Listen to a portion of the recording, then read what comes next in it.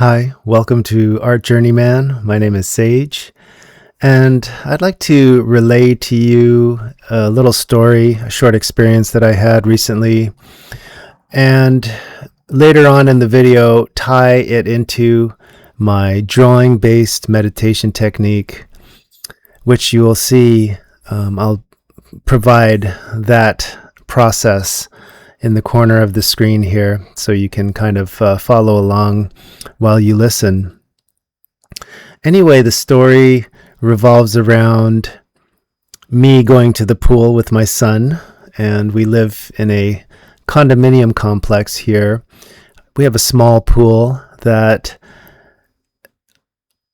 during certain hours of the weekdays is pretty empty. And so if we can take advantage of that time, it kind of feels like a little private pool for us. So because my son is on summer break and I work from home, I have a flexible schedule, so I'm able to take him when that time comes around. It's early afternoonish. We get all of our gear together. You know, he has all kinds of little toys that he wants to bring with him. He's 9 years old. Squirt guns, inflatable balls, and things like this. We walk over there, and as I'm opening the gate, I feel this jolt kind of suddenly travel up my arm and a loud clanging sound. I then, in mild shock, I look up to see a chain connecting the gate to the fence with a padlock, or a combination style lock. And sorry, my screen is kind of moving here. I have to be careful. I got to secure the screen to the wall or something. Anyway, so I just look at the chain, look into the pool, and think if I've received any notices from my HOA about the pool closure, or about any kind of pool closure due to maintenance or construction or anything like that. I look in and don't see any hint of this going on. The pool looks clean. It's a perfect day. It's 90 degrees, sunny, and just one of those days that you look forward to creating or spending quality time with your family, enjoying the resources and facilities that are available to you. I thought about it for about 10 seconds and kind of accepted everything at face value. I started walking back, and about 10 steps into it, I have to say that to a certain extent, maybe I felt sort of defeated. And again, just accepting what was at face value, which in this case was the gate's locked. There's probably a good reason, and the only person who would do this kind of thing would be someone in authority who had that good reason. At that moment, I didn't even consider maybe it was a prank by a local teenager or a group of teenagers. Maybe it could have been a disgruntled resident who lived near the pool and was just getting sick and tired of all of the screaming kids, at different times of the day. I didn't consider these other possibilities. But I stopped in my tracks, and that was my intuition, It was my intuition speaking to me. That moment, and I liken it to when you take an idea and transform it into a physical, real form. Now, let me say that moment was very important, and we've all experienced it before. It's like such a concrete instance when your inner voice sends a signal or speaks to you, right? And your body automatically responds. And in this case, it does so in a very I mean, I consider it a strong physical way, right? You're moving, your intention is moving forward with a goal in mind to get back to my home, to review my emails for any HOA notices, to speak to my wife about it. And then all of a sudden I stop on a dime, right? It's like my intuition is literally able to make my body stop instantly. In terms of likening this to the creative process, you can think of the idea, or understand your ideas as being non-physical, and you have that spark which creates the idea, that intuitive spark maybe that creates the idea, and the idea is floating around inside. You then get an additional spark to start the process of bringing it out into the real world, which you then do. Sometimes this process is very quick, right? It all kind of flows almost instantaneously. Other times, it can be a longer process. I went back and this time looked carefully at the combination lock. It's funny, I didn't really examine it the first time around. I just was more focused on the chain, because for some reason, maybe that physical symbol of kind of prevention, right, was a little stronger for me at the moment. And so I focused my attention on the chain. This time I looked at the combination lock and immediately saw that it was probably not an HOA official issue lock, which I'm guessing would either come with a dial number combination or most likely a key, right? A padlock with a key. In this case, it was a dial style combo lock, but it had words, which you had to line up to create a sentence. I've seen these locks before, but I've never operated one. And so I just sat there for about 30 seconds flipping through the different combinations, and the seemingly only comprehensible sentence or line or phrase that emerged just allowed the lock to kind of fall open. And I forgot exactly what that sentence was, but it was something universal and generic, like Jack and Jill went up the hill or something like that. Every good boy does fine.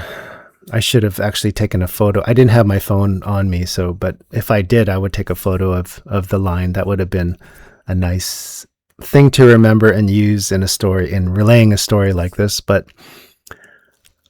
the lock fell open, and I took the chain and the lock and I draped it over the fence. We walked in, and my son got to enjoy himself for the day. I lay on the patio chair, kind of just relaxing, getting a little sun, getting sun and watching my son do cannonballs and, just have fun, flips and, diving for his goggles, these kinds of activities. I began sort of regretting or criticizing myself, kicking myself for the response that I had, the fact that I couldn't see through the facade more immediately, more quickly, the fact that I accepted the situation at face value. I thought of a friend who has that kind of a personality where I can imagine them being right there, looking in, seeing the lock, and immediately trying to pull the lock apart or finding the combination, saying something like, "What the hell is this? Who put this here? This is BS." I can imagine their anger and their frustration while trying to, get into the pool right then and there. I thought of that person and how I envy that person, wishing I had a reaction, a kind of a similar reaction that they might have. But, as I'm sitting there getting splashed with water a little bit, I kind of lightened up and had a realization that I am who I am. And at this stage in my life, I'm learning to accept the decisions that I make. I'm learning to accept myself and my personality while still trying to improve on a daily basis. Certainly, there are a lot of things that I can get better at, do better, be better at. But this is one of those situations, one of those examples of, learning to accept what has just transpired as a result of who I am as an individual. I think that side of me, that moment where I considered myself and kicked myself for being naive and gullible, was overshadowed by, or overpowered by, my understanding that I'm the kind of person who believes that anything is possible in life. In this sense, I'm really bad at multiple choice exams because I always think, well, this could be true. All of these options could be true. And so in this sense, I accept things at face value. There might always be a good reason for something being what it is, right? Maybe you're like me, and I recommend embracing it and sort of trying to use it to your advantage, make it your superpower. If this is the case, you can see things, you can see yourself without boundaries. You can be more patient with life and be more patient with yourself. Another important takeaway, I think, is to be willing to stop when your inner voice speaks. Trust yourself, even when you don't know immediately why. And I think whenever it is that your inner voice and your intuition gives you that nudge, that's the right time to listen. That's your own personal sense of timing, or your own personal timing process when it comes to responding to life's adventures. Now, in terms of how this all kind of coincides with my drawing-based meditation technique, I'll give you a quick demonstration. See, this video is already getting into the 15-minute range, but I want to show you in a nutshell what my drawing-based meditation technique is and how this story ties into it. Now, what you do is you close your eyes, and I'll keep my eyes open just so I can make sure that I'm on the screen and looking okay for you guys on the screen. But I'm just basically pretend that I'm closing my eyes, and I'm drawing this line in one of the 8 cardinal directions. Well, there are 4 cardinal directions. That's hard to say. 4 cardinal directions: north, east, west, and south, and the diagonals. And what I'm doing is I'm just staying with the line with my eyes closed, breathing deeply. Sorry, I'm a little tilted there, right? Breathing deeply.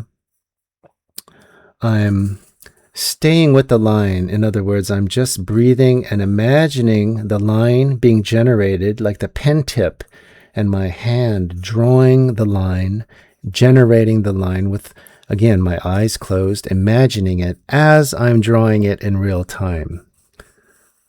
So there's kind of a mirroring effect.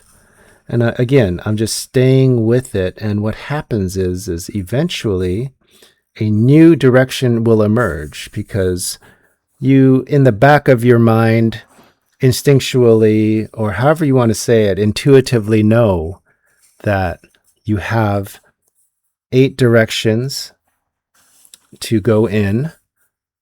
And if you're going in any one particular direction, like right now, well, let's just say right now I'm going horizontally to my right, or your right. I'm sorry. I'm a little confused in terms of the how it shows up on the screen, but let's just say I'm going this way, and I have basically 7 different directions to go in from the current direction, right?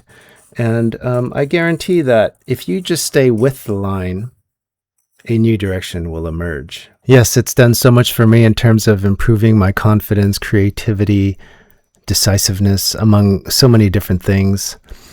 And the way that my story ties in to my drawing practice and meditation practice is that the more you do this practice, I think the more you're able to hear your inner voice and respond to it. And I think this can only be a positive thing in your life. It does open up doors, as I mentioned before.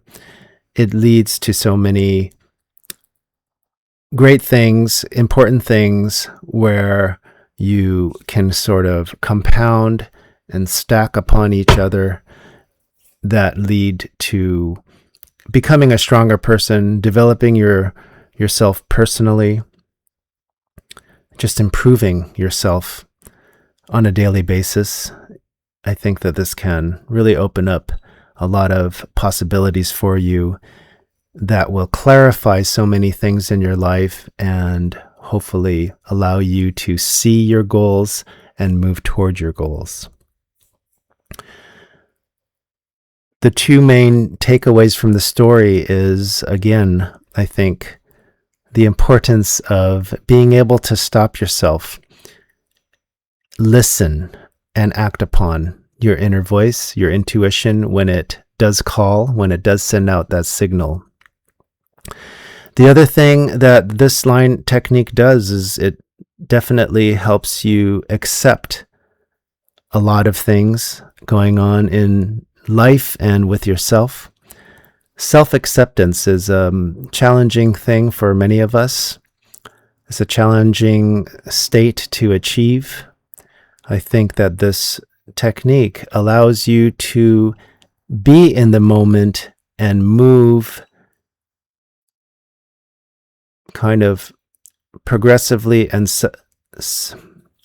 it allows you to move from one stepping stone to the next in a fluid and organic way, where by just staying in the present moment, you're able to make forward progress.